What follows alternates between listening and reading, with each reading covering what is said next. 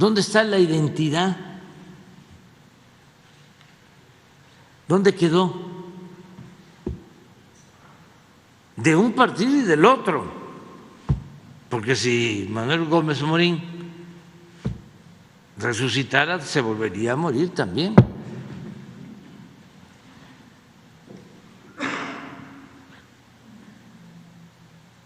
Y ya ni hablar de López Mateos. Entonces, en esta última etapa, asesorados por Claudio X González, pues en la política, sin llegar al pragmatismo, pues tiene uno que valorar los resultados que ha ganado el PRI con esa alianza. Bueno, ni el PAN, pero le ha ido un poco mejor.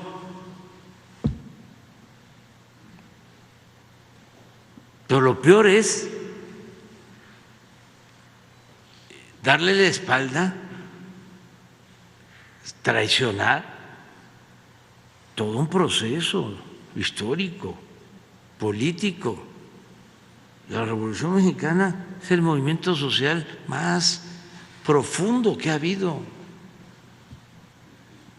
en nuestro país, de las transformaciones, la independencia muy importante, sobre todo por lo que proclamó Hidalgo desde el principio y lo que planteó Morelos, la abolición de la esclavitud, la igualdad. Pero la independencia política se dio, entre otras cosas, por los conflictos en la metrópoli, y fue independencia política. En lo social no cambió la estructura de dominación, se mantuvo casi todo el siglo XIX. Por eso era importante el planteamiento, la proclamación de la abolición de la esclavitud de Hidalgo, y por eso también el odio hacia Hidalgo, que repito y repito y repito, no se conformaron con asesinarlo, con fusilarlo en Chihuahua, se le cortaron la cabeza y le exhibieron 10 años en la plaza principal de Guanajuato, porque esos son los conservadores, para escarmiento, porque se atrevió el padre de nuestra patria a proclamar la abolición de la esclavitud, y eso era lo que más los enfureció, lo que más les molestó, y lo que les dijo Hidalgo cuando estaba el proceso de excomunión. Ustedes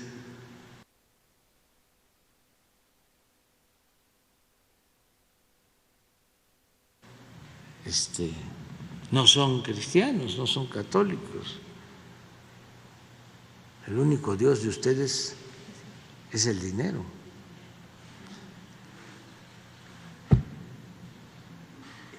Fue muy importante esa transformación, pero siguió la esclavitud.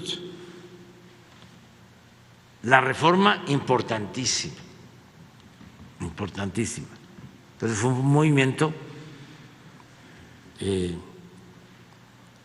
no dejó de ser minoritario, pero la revolución fue un movimiento de masas, donde perdieron la vida 1 millón de mexicanos por la violencia, por enfermedades, por epidemias, por hambre. Y las transformaciones fueron importantísimas, porque Porfirio Díaz había entregado todo el país, el petróleo, las tierras, las aguas, las minas.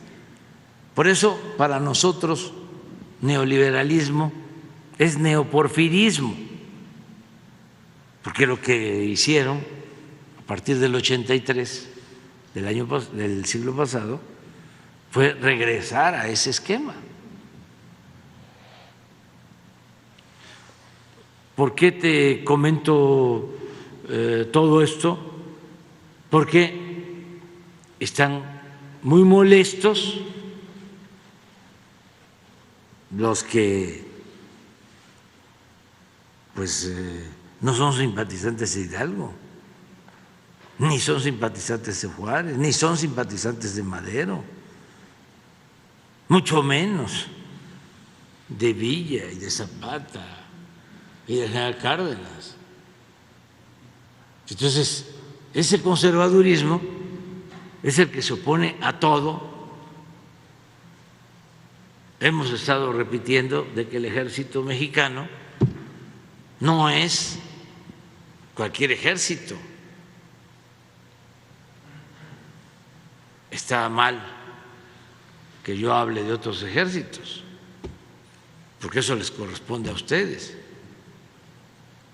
porque no sirve ningún texto sin contexto. Entonces, siempre suele suceder que se saca de contexto algo. Entonces, ¿de dónde surge el ejército? Pues de un movimiento para restablecer la legalidad luego del golpe de Estado y del asesinato de Madero, apóstol de la democracia. Es un ejército que surge para enfrentar a Victoriano Huerta, y es un ejército que no se ha dejado cooptar por gobiernos extranjeros, un ejército nacionalista, un ejército integrado por hijos de campesinos, de obreros, de mecánicos. Cuando me tocó decidir sobre quién iba a ser el secretario de la Defensa, hice el análisis de los 25, 30 generales de división y me metí a fondo y pregunté a los encargados de derechos humanos sobre cada uno de ellos. Lo mismo quise para nombrar al secretario de Marina. Cuando hice el análisis, tuve todos los expedientes, cuántos arrestos, porque hasta siendo generales hay arrestos, y su trayectoria, cuestionarios hasta de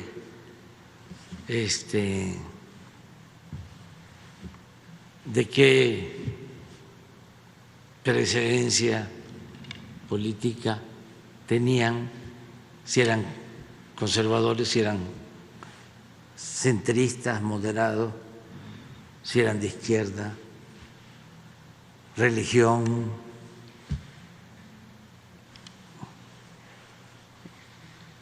qué deporte practicaban, cómo los veían al interior del ejército.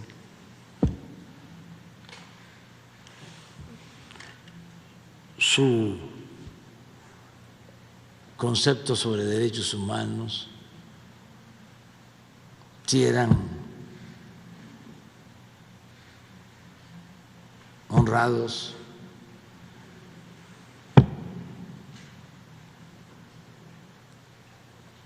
mucho, poco, regular. incorruptibles, todo. Pero lo que más me llamó la atención de todo es que los 25, 30 que analicé, todos